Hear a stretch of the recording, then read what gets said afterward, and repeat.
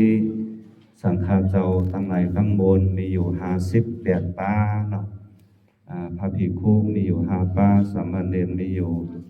53ป้าว่าเป็นพระการสนิวันนี้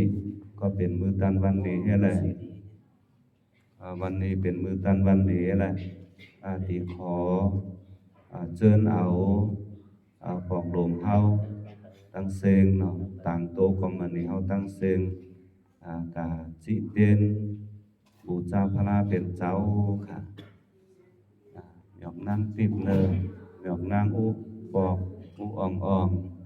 แล้วต่างโตก็มันนี่เฮาเนอ3ข้อ4ข้อก็ไรเนาะ3ข้อ4ข้อก็ไรก็เร็วก็ไรเนาะเตียนในห่างแหนไว้หลายนั่นแหละตั้งเตียนห่างแหนไว้หลาย